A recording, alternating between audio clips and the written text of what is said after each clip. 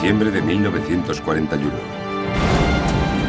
El ataque sobre Pearl Harbor hizo que finalmente los Estados Unidos entraran en la Segunda Guerra Mundial. Los poderes del eje no van a ganar esta guerra. Con la ayuda de Estados Unidos, los aliados planeaban aplastar los U-Boats que amenazaban las rutas salvavidas de Gran Bretaña. Pero los alemanes tenían sus propios planes y la vista puesta en un nuevo objetivo. Todo fue juego limpio. Recuerdo que miré a mi alrededor y pensé que no íbamos a conseguirlo. Los U-Boats alemanes estaban a punto de llevar la guerra hasta las desprevenidas costas estadounidenses. Convoy, la guerra del Atlántico. Al borde de la derrota. Diciembre de 1941. El U-123, un submarino alemán de largo alcance, partió en misión secreta. Estaba dirigido por Reinhard Hardegen, uno de los comandantes de U-Boats más valientes y mejores del Tercer Reich. Zarpé el 23 de diciembre.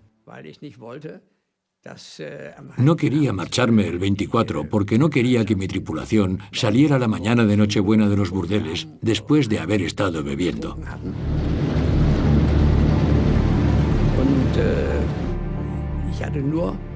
Tenía orden de partir y tenía un sobre que debía abrir tras el 10º grado oeste. 4 días después de zarpar, Hardegen abrió sus órdenes secretas. Descubrió que su misión formaba parte de un nuevo y arriesgado plan que los alemanes esperaban que cambiase el curso de toda la guerra. La operación Drumbeat, golpe de tambor, era el plan alemán para llevar todos los U-Boats que pudieran llegar a la costa estadounidense y atacar al país lo antes posible, antes de que estuvieran preparados. La misión era tan secreta que a las órdenes de Hardegen les faltaban páginas clave.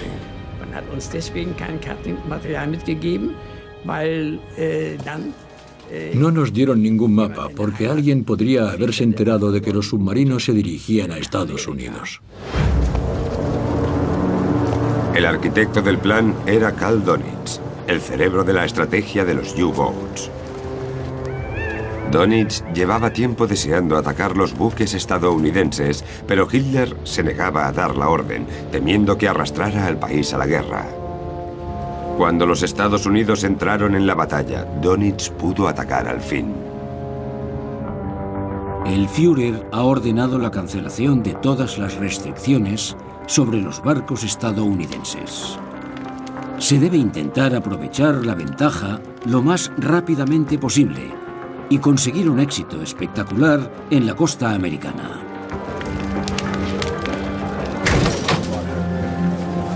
Dönitz quería atacar los barcos estadounidenses mientras el país seguía conmocionado por los sucesos de Pearl Harbor.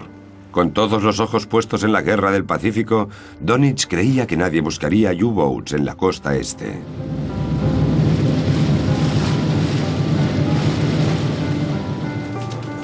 Para conseguir su objetivo, Dönitz debía confiar en el mayor submarino de su arsenal, el Clase 9. Con más de 76 metros de largo, era mayor que un avión 747.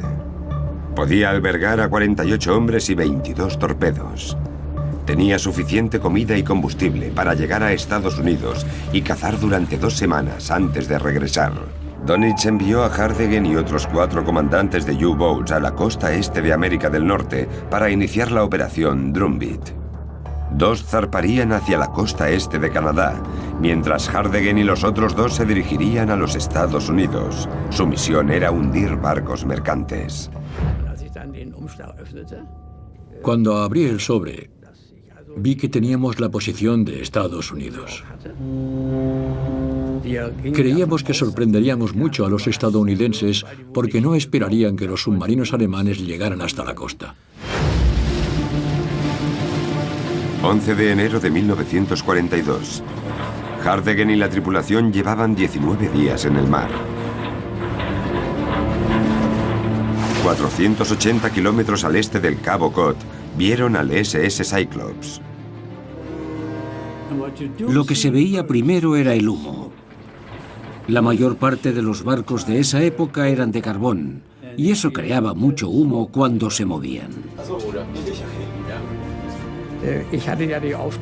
Tenía la orden de dirigirme a Nueva York, pero debía atacar si encontraba un barco mayor de 10.000 toneladas.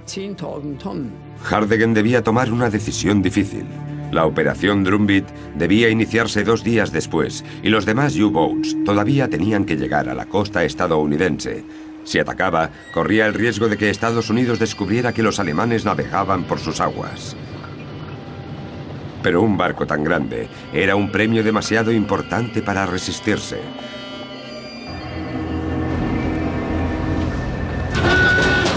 Los hombres del U-123 recibieron la orden de dirigirse a sus puestos de ataque.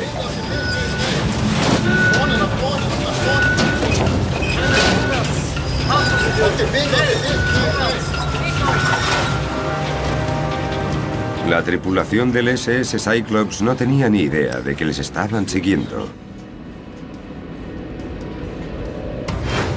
Entre los hombres estaba Ken Ramsden, un artillero antiaéreo. No creíamos que hubiera U-Boats por ahí, en esa zona y en ese momento. Ningún barco mercante había sido atacado tan cerca de Estados Unidos, así que nadie en la tripulación buscaba U-Boats. El barco iba hacia Halifax y llevaba más de 100 marineros que se habían presentado voluntarios para trabajar en barcos mercantes aliados. A la 1:49 de la mañana, Hardegen dio la orden de disparar. Los.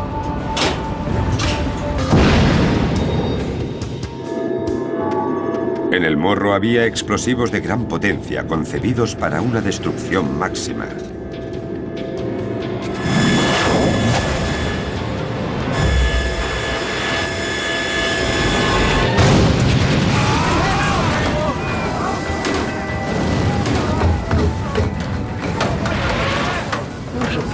Nos sorprendió que fuera un U-Boat. No creo que hubieran hundido ningún barco tan al oeste. Pensamos que probablemente había sido una mina. Pero el operador de radio del SS Cyclops sabía qué era. Frenético, intentó contactar con las autoridades navales.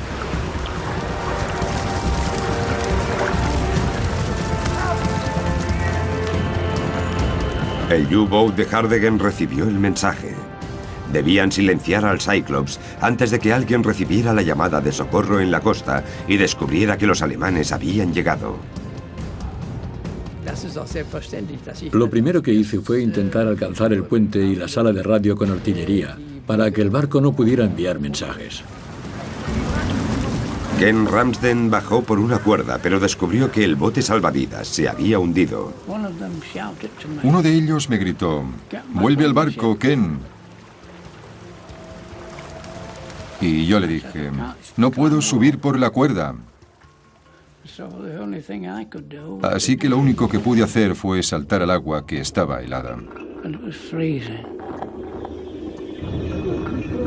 Vi unas luces rojas a lo lejos y nadé hacia ellas.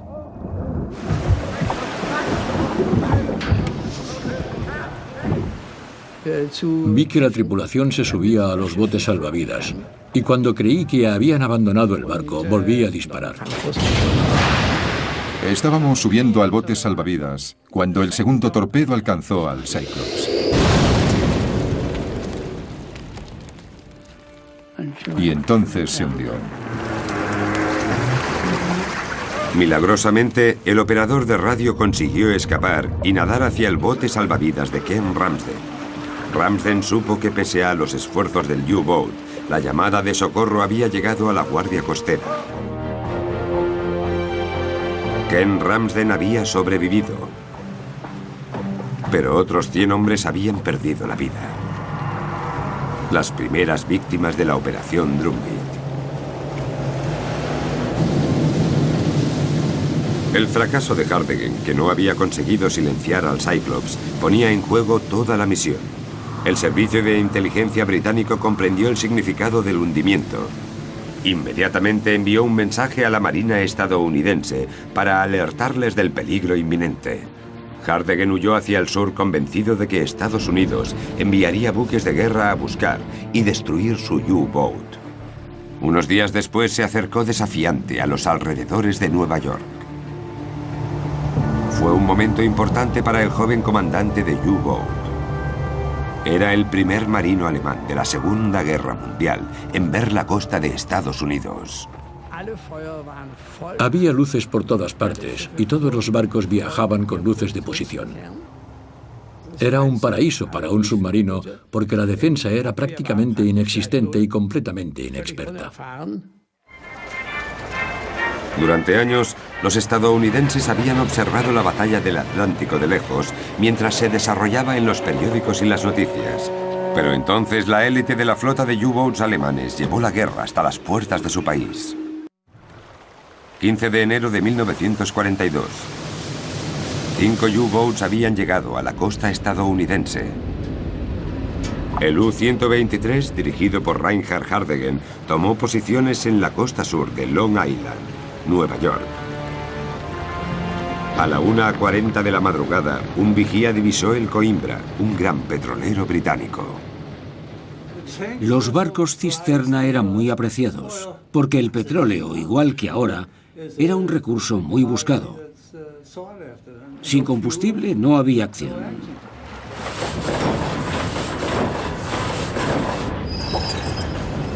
Hardegen colocó su U-Boat en posición de ataque. Vi una sombra y pude marcar exactamente su trayectoria. Nos pusimos delante de él y le alcanzamos.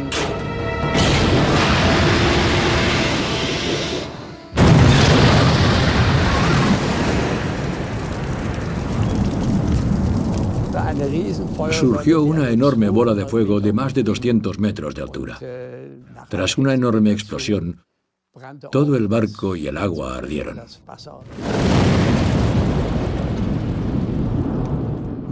Daba la impresión que se podría ver el resplandor desde Nueva York porque era impresionante. Durante las 2 semanas siguientes, los 5 U-Boats enviados por Dönitz causaron el caos.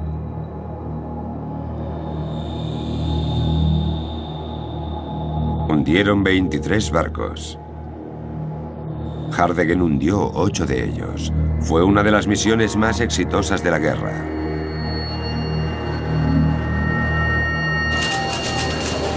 Un extasiado Dönitz envió felicitaciones por radio a la tripulación del U-123. Envió un mensaje para el tamborilero Hardegen. Bien hecho, buen ataque. Dönitz ordenó que más U-Boats fuesen hacia esa zona. El trabajo de detener a los U-Boats recayó en el almirante Ernest King, comandante en jefe de las fuerzas navales estadounidenses. Bueno, King era un oficial naval de dilatada experiencia profesional. Venía de un ambiente muy pobre y había ascendido en la Marina por ser un oficial trabajador, duro y directo. Difícil, irascible y tosco. Su hija dijo una vez de él, cuando alguien le acusó de tener estallidos de mal carácter: «Eso son tonterías. Mi padre tiene un carácter totalmente estable. Siempre está enfadado». Por desgracia para los aliados, la energía de King estaba centrada en otro sitio. A principios de 1942, King estaba muy preocupado por la Guerra del Pacífico, y ganar esa guerra se convirtió en una tarea particular de King. Con el aumento de las pérdidas en la costa este, los británicos presionaron a King para que estableciera convoyes, grandes grupos de barcos que navegaban juntos, protegidos por escoltas armados. Este se negó, afirmando que carecía de los destructores necesarios para la vigilancia. No entendía el sistema de convoyes. Lo que pensaba era que si no tenía suficientes escoltas no podía organizar un convoy. Lo que los británicos sabían es que cualquier convoy era mejor que ninguno, porque al menos se reducía la separación de los objetivos. Si se seguía con la rutina de los barcos mercantes, pasaba uno cada 10 minutos. En cambio, en un convoy eran un bloque. Navegando solos y desprotegidos, los barcos eran blancos fáciles para los U-Boats. Estadounidenses curiosos se apelotonaban en las playas para observar los ataques de los U-Boats. Recuerdo que cuando era un niño y vivía en Brooklyn, Nueva York, mi padre me llevó a la calle Shore, al final del puerto, y señaló lo que me dijo que eran barcos estadounidenses en llamas en el horizonte. Otros estadounidenses se convirtieron en inadvertidos cómplices de los comandantes de los U-Boats. Llevaban los coches hasta la costa y había unos 20 coches con familias, todos con prismáticos, buscando supervivientes en el agua. Tenían los faros encendidos durante la noche y mostraban la silueta de los barcos que navegaban. Así que los U-Boats iban allí a esperar.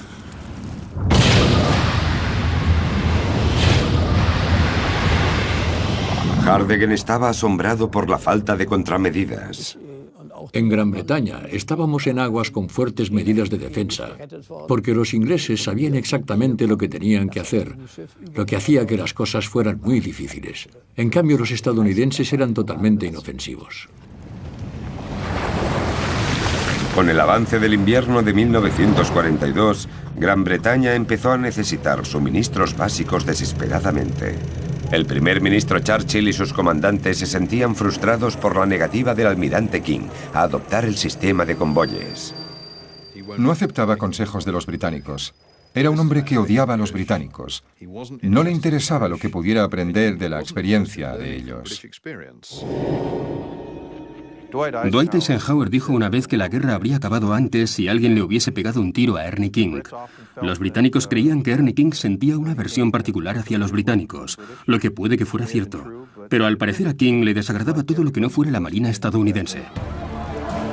Para los aliados había ocurrido lo impensable. La entrada de Estados Unidos en la batalla del Atlántico había sido un completo desastre. Desesperado por terminar con la masacre, Churchill convenció a King para que cambiara de táctica. Enfrentado a múltiples protestas, King finalmente cedió y empezó a organizar convoyes de prueba. Los U-Boats de Donitz habían hundido la impresionante cantidad de 2 millones de toneladas de envíos en solo 4 meses. Pero con la tardía implantación de los convoyes, la situación empezó a mejorar rápidamente.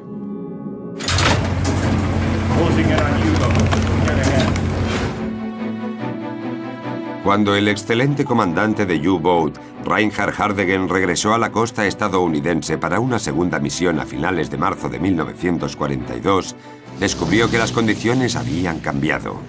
El aire estaba lleno de aviones que iban en busca de U-Boats.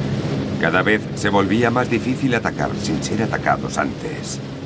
15 días después de llegar al lugar de su misión, un avión en patrulla antisubmarinos descubrió al U-123. El piloto transmitió rápidamente la posición del U-Boat a un destructor cercano. Hardegen se sumergió y fue atacado con cargas de profundidad.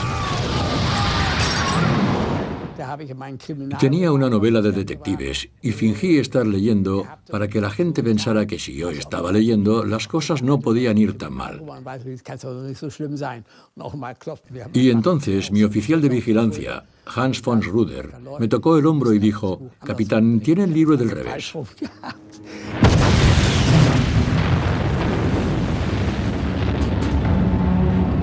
El U-123 había sufrido daños en el motor durante el ataque. Yacía mutilado en el fondo del océano, bajo 20 metros de agua. Había pocas posibilidades de que pudiera salir a la superficie y muchas menos de que pudiera ir más rápido que un destructor. Hardegen decidió que su tripulación solo podía hacer una cosa: nadar hasta la superficie. Y pensamos en abandonar el submarino. Oí al destructor buscarnos por todas partes, pero sin lanzar ninguna carga de profundidad. Después me di cuenta de que se estaba apartando un poco. Hardegen decidió intentar salvar el submarino. Durante más de una hora trabajaron en total silencio. Finalmente, tras recuperar parte de la energía, Hardegen intentó salir a la superficie. Y entonces, utilizando el motor eléctrico, porque no podíamos usar el combustible, nos adelantamos un poco. Durante 2 agónicos minutos, el U-Boat se mantuvo en el lecho del océano. Finalmente, empezó a ascender.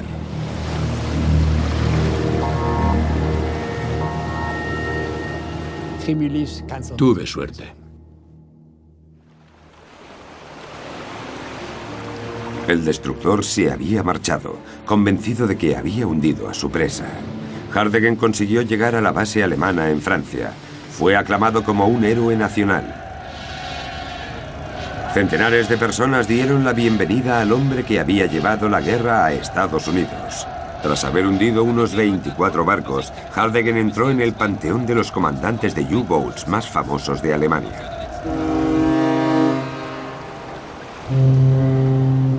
A finales de mayo, casi todos los envíos de la costa este se movían en convoyes protegidos por aviones y barcos de guerra. Las pérdidas de material se redujeron drásticamente. Las pérdidas aliadas habían sido impresionantes. Más de 300 barcos, incluidos 129 buques cisterna, habían sido hundidos. Pearl Harbor fue algo terrible, pero la masacre de la costa este estadounidense quizás siga siendo la mayor derrota naval de todas las catástrofes que conozco. Dönitz había asestado un gran golpe a los aliados, reduciendo dramáticamente la cantidad de suministros que llegaban a Gran Bretaña.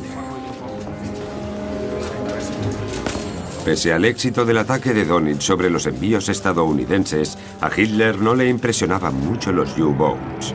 En la primavera de 1942, su atención se centraba en otro lugar. Su ejército estaba atrapado en una batalla desesperada contra las fuerzas rusas en Europa del Este. La campaña, cada vez más dura, exigía muchos recursos alemanes. A Hitler le gustaba Dönitz. Era un buen nazi. Pero a Hitler no le gustaba demasiado la marina alemana. Hubiera preferido desmontarla completamente y redistribuir los recursos. Hitler se preguntaba abiertamente si el acero destinado a los submarinos no sería más útil en manos del ejército que luchaba contra los soviéticos. Tras su triunfal regreso de Estados Unidos, el comandante de U-Boat Reinhard Hardegen fue enviado a analizar la situación con Hitler. Y cuando estuve en el cuartel general del Führer, Hitler se enfadó mucho conmigo, porque le dije: Herr Führer, usted le da la espalda al mar y solo mira a tierra. No se da cuenta de que es una guerra marítima, no terrestre. Esta guerra se decidirá únicamente en el mar.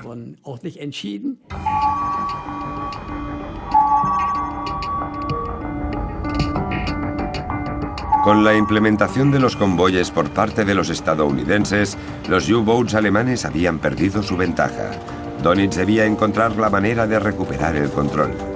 En mayo de 1942, Dönitz ordenó que sus U-Boats se metieran en el río St. Lawrence, en Canadá. Los ataques en Estados Unidos se centraban en la costa. Pero entonces, los U-Boats entraron directamente centenares de kilómetros en territorio enemigo. El grueso de los envíos canadienses con destino a Gran Bretaña pasaba por ese cuello de botella. Un ataque allí podía interrumpir dramáticamente el suministro al país. El río era un ambiente perfecto para los U-Boats de Dönitz. En el enorme Atlántico, los convoyes eran casi imposibles de encontrar. En el río, los barcos iban hacia ellos. Lo que acabaron haciendo los alemanes fue colocar los submarinos en St. Lawrence y esperar a que los barcos pasaran por delante. Pero había otro beneficio en la presencia de los submarinos allí.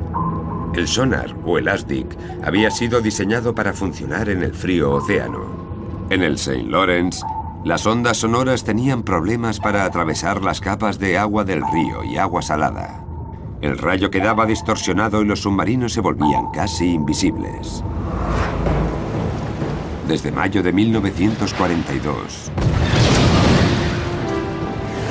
Los U-Boats aterrorizaron a los barcos que navegaban por el St. Lawrence. A finales de verano, Donitz lanzó lo que esperaba que fuera un golpe definitivo. 6 de septiembre de 1942. El QS-33, un pequeño convoy de 13 barcos, zarpó de Quebec hacia Sydney, en Nueva Escocia. 2 U-Boats sumergidos le seguían de cerca. La corbeta HMCS Arrowhead era uno de los barcos escolta del convoy. A bordo iba el operador de sonar, Jeff Smith, de 21 años. Bajábamos por la costa y estábamos a un par de kilómetros de distancia. Había un barco mercante a estribor, y yo estaba mirando por la ventana del puente y veía cómo se acercaba el barco. Y observé su silueta a la luz del faro que seguía encendido y pensé, sería un objetivo perfecto para... Un torpedo disparado desde uno de los U-Boats chocó contra el casco de la EAS, un carguero griego que llevaba miles de toneladas de madera y acero. Smith, que estaba a cargo de una de las estaciones del sonar de la Arrowhead, debía de encontrar al U-Boat antes de que volviera a atacar. Eco 3 rojo 4, 0 rojo 9, 0. Barríamos a cada lado del barco unos 10 o 15 grados. Enviábamos una señal. Si chocaba contra algo, hacía... Smith sabía que el U-Boat estaba allí, pero no conseguía obtener un contacto sólido. Obteníamos una buena señal y ninguna otra durante 10 minutos o no sabíamos lo que íbamos a obtener. A veces no se oía nada, solo estática. Oculto por las turbulentas aguas del St. Lawrence, el U-Boat seguía escondido. El Arrowhead volvió para ayudar a la tripulación del carguero alcanzado. 5 grados estribor, señor. Empezamos a sacarlos del agua. Algunos estaban quemados. Había 10 o 15 chicos tumbados y sufriendo muchísimo, con los brazos colgando de los hombros y toda clase de heridas. Teníamos que hacer algo. Así que hicimos lo que pudimos. Un segundo U-Boat se acercó entonces para atacar el convoy.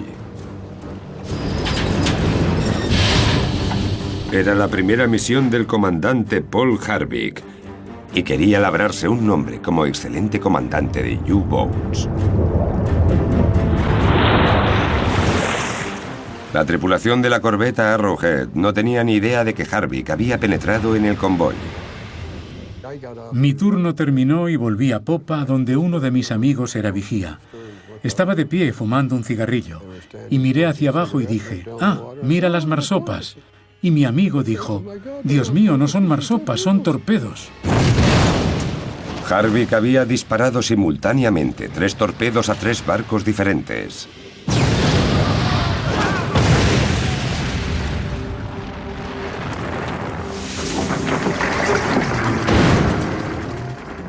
¡Bang! En unos minutos habían desaparecido. 0-10. El Arrowhead consiguió un débil contacto por sonar con el submarino. 3-0-8. Le perseguíamos. Y pasamos por encima y de repente lo vimos con claridad, con total claridad. 3-0-6.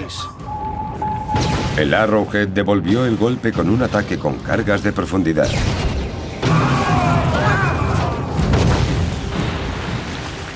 El ruido era increíble, impresionante.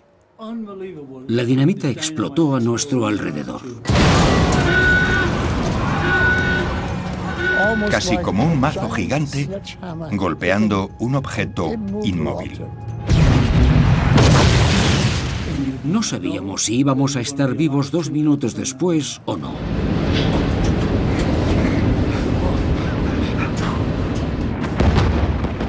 El Arrowhead continuó con su ataque.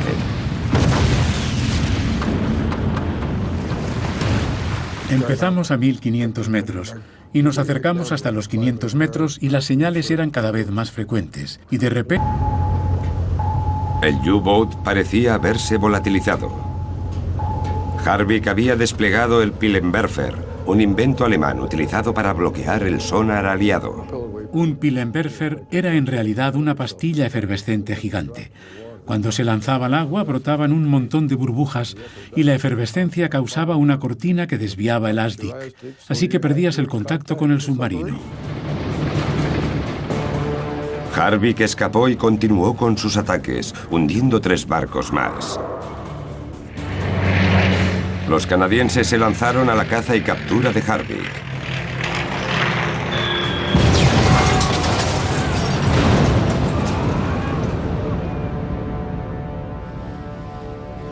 Unas semanas después, Harvick se alejó de las aguas canadienses sin ser detectado y se dirigió a su base en Francia. Su éxito fue considerado la prueba de la incapacidad de la Marina canadiense para proteger su propio territorio. El gobierno canadiense cerró el St. Lawrence al tráfico internacional. Dönitz había asestado otro golpe mortal a los aliados. Con el cierre del St. Lawrence, las exportaciones canadienses a Gran Bretaña cayeron a un ritmo alarmante. Lo que se temía se estaba convirtiendo en una realidad. Gran Bretaña no podría aguantar mucho más.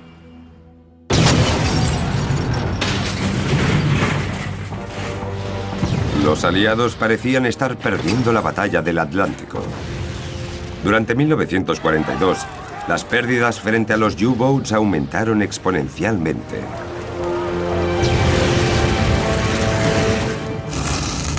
Pero había una luz en la oscuridad.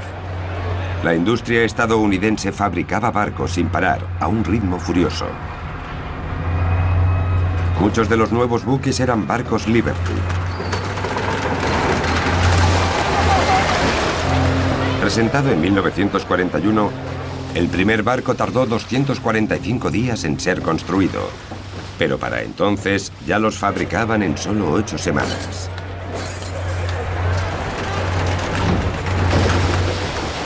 Cada uno de esos almacenes flotantes podía transportar centenares de tanques o suficiente comida para alimentar a 500.000 de personas durante casi una semana. El plan de los aliados era sencillo: inundar el Atlántico de más barcos Liberty de los que los U-Boats pudieran hundir. Pero los alemanes también habían estado ocupados. Pese a los recelos iniciales de Hitler, la flota de U-Boats crecía rápidamente. Los alemanes seguían construyendo U-Boats y la cantidad de submarinos aumentaba. Pronto sería posible ir de Nueva York a Burdeos pisando los cascos de los U-Boats alemanes. A finales de año, la flota debía llegar prácticamente a los 400 submarinos, 100 más de los que Dönitz afirmaba necesitar para ganar la guerra. Con esos nuevos buques llegaron también rumores de aterradoras nuevas tácticas.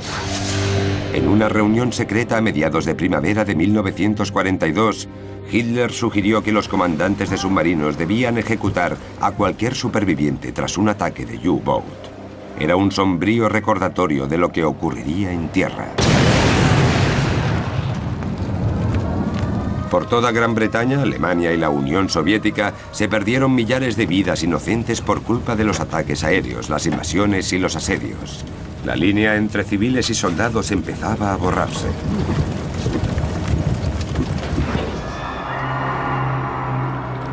Corrían rumores, avivados por la propaganda aliada, de que los alemanes estaban adoptando terribles nuevas prácticas en el mar. La propaganda popular de la época era que los alemanes eran carniceros y que no les preocupaba ametrallar a los hombres en los botes salvavidas.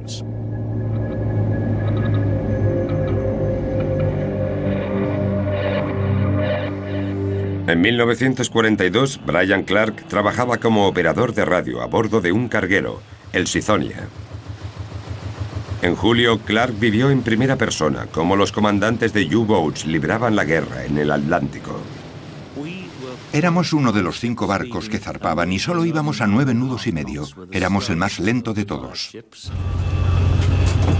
Unos días después de iniciar el viaje, recibieron una señal de socorro de un barco que navegaba cerca, en su convoy. Habían sido torpedeados. La tripulación de Clark temía que pudiera ser la siguiente. A partir de entonces, toda la tripulación buscaba rastros de periscopios y submarinos. Éramos 42 en la tripulación y todos nos convertimos en vigías. 10:30 de la noche. Brian Clark dormía en su litera. Y hubo una explosión enorme. Debo decir que no solo la noté en los oídos, la sentí en todo el cuerpo. Cuando ocurre algo así, eres como el epicentro del ruido.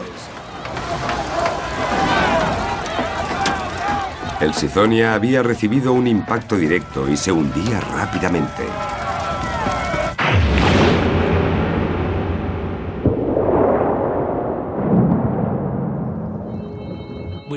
Apenas habíamos conseguido escapar cuando el pobre Sizonia se rindió y se deslizó hacia el fondo con un gran silbido de vapor y un horrible crujido de madera.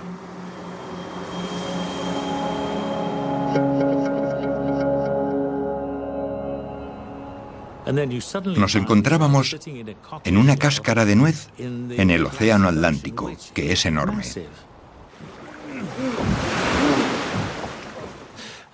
Y de repente, de la oscuridad surgió un grito por megáfono, en un inglés excelente. ¿De qué barco sois? La voz pertenecía a Adelberg Schnee, comandante del submarino atacante. Los hombres del bote salvavidas temían por su vida. En general, teníamos miedo de que los alemanes nos ametrallaran.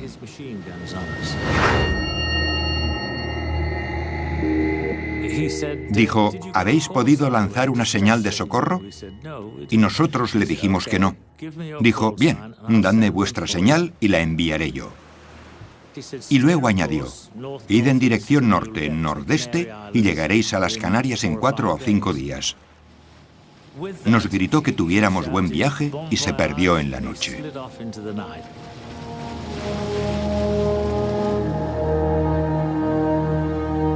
La propaganda sobre los alemanes que ametrallaban a los supervivientes demostró ser infundada en este caso. Brian Clark tuvo suerte. Unas semanas después, Dönitz dio a sus hombres nuevas órdenes que afectarían las vidas de todos los marinos mercantes. No deben hacerse intentos de ningún tipo de rescatar a los tripulantes de los barcos hundidos. El rescate va contra las exigencias más primarias de la guerra, la destrucción de los barcos y las tripulaciones enemigas. Sean duros. Recuerden que el enemigo no tiene en consideración a las mujeres y los niños cuando bombardea las ciudades alemanas. La guerra del Atlántico había entrado en una nueva fase mortal, en la que ambos bandos estaban decididos a ganar costara lo que costara. Durante gran parte del año, Dönitz había librado una guerra de guerrillas en los límites del Atlántico, con U-boats solitarios emboscando a barcos mercantes. Pero a medida que se acercaba el invierno, decidió centrarse en convoyes enteros que llevaban suministros básicos a Gran Bretaña. Dönitz se dio cuenta de que el tiempo de viaje hasta Latinoamérica, hasta el Caribe, era tan grande que la mayor parte de los submarinos se pasaba el tiempo en tránsito y no hundiendo barcos. Si quería conseguir resultados rápidos, debía enviarlos al Atlántico Norte, donde el tiempo de viaje era menor y la posibilidad de encontrar objetivos era muy alta. Era un plan peligroso. Los convoyes viajaban con protección. Radar, tenemos eco. Los escoltas iban muy bien armados y navegaban con los barcos mercantes. Durante gran parte de la ruta les acompañaban aviones que transportaban cargas de profundidad. Pero Dönitz sabía que los convoyes tenían un talón de Aquiles. Había una vasta franja de océano en mitad del Atlántico Norte que estaba fuera del alcance de los aviones aliados, el vacío aéreo. Había una especie de zona muerta en la mitad, un vacío aéreo, donde los aviones convencionales existentes no podían operar con eficacia. Volarán desde Islandia o Irlanda del Norte o incluso Terranova. No podían llegar allí y operar bien. Dönitz sabía que en ese vacío aéreo no tenía que preocuparse de los aviones. Y para ocuparse de los escoltas restantes, decidió utilizar sus Wolfpacks, manadas de lobos, grandes grupos de U-boats que atacaban simultáneamente los convoyes. Para asegurarse el éxito, Dönitz planeaba coordinar los ataques él mismo. Su siguiente objetivo era el SC-107, un convoy de 42 barcos que había zarpado de Nueva York en dirección a Gran Bretaña el 24 de octubre. Su escolta canadiense consistía en un destructor y un puñado de corbetas. En 1942, la Marina canadiense escoltaba más de un tercio de los convoyes transatlánticos. Para cumplir con esa obligación, la Marina había tenido que crecer rápidamente. A menudo, los hombres zarpaban hacia el Atlántico con muy poco adiestramiento. Callis Lancaster partió a bordo de una corbeta que debía defender, el SC-107. Solo teníamos 16 semanas de entrenamiento cuando nos fuimos, y en esas 16 semanas solo había habido una sesión de 8 horas a bordo de un yate reconvertido. Fue la única vez que salimos al mar.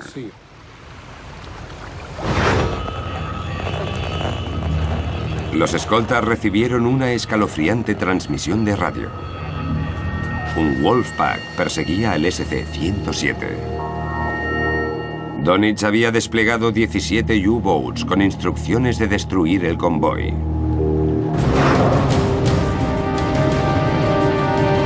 La noche del 1 de noviembre, el Wolfpack se colocó en posición. Encabezando el ataque iba el barón Siegfried von Fosna, un maestro táctico y un experimentado comandante de submarinos. El plan era sencillo, pero extremadamente mortal. Alcanzar el convoy desde todas las direcciones al mismo tiempo. Los ataques coordinados desde múltiples direcciones hacían que los escoltas reaccionaran en lugar de permitirles ser proactivos. Esa era la clave para derrotar a las defensas. Adelante a toda máquina. Motores a toda potencia. Una de las cosas que intentábamos hacer era mantener el submarino sumergido, porque entonces solo podían viajar a 3 nudos. Virar 25, señor. En cuanto el submarino se sumergía, el convoy tenía ventaja de velocidad. Y la idea era hacer que el submarino se sumergiera y que el convoy se distanciara. Así el submarino tenía que perseguirlo. Justo antes de medianoche, von Fosna vio una oportunidad. Mientras el único destructor de la escolta perseguía a otro U-Boat, von Fosna atacó.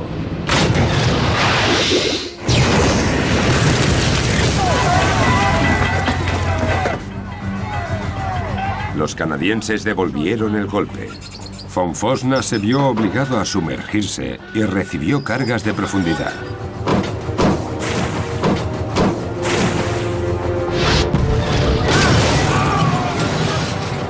Pero mientras los canadienses se centraban en destruir a von Fosna, otros submarinos se acercaron para atacar.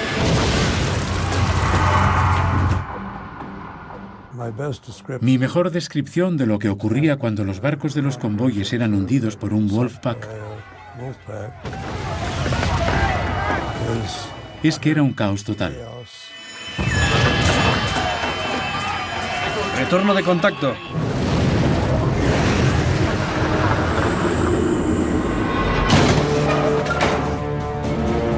Von Fosna escapó ante el ataque con cargas de profundidad, pero atacó a 2 barcos más.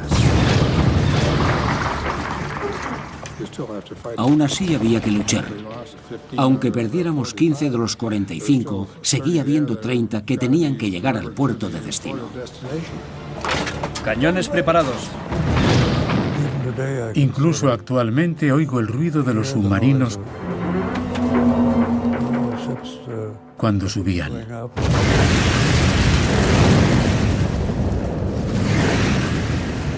Pese a los esfuerzos de los escoltas, 8 barcos se hundieron en una noche angustiosa. Durante los siguientes 2 días, el convoy fue atacado por los U-Boats, mientras los escoltas corrían para intentar salir del vacío aéreo. La estrategia de Donitz había funcionado. En solo 4 días, sus U-Boats habían enviado 15 barcos al fondo del Atlántico. Pero el SC-107 tenía una última esperanza. El convoy había conseguido salir finalmente del vacío aéreo. La noticia del ataque llegó al cuartel aliado de aproximación desde el oeste en Liverpool, el centro neurálgico de las fuerzas navales aliadas. Un puñado de bombarderos salió de Islandia en un intento de salvar lo que quedaba del destrozado convoy.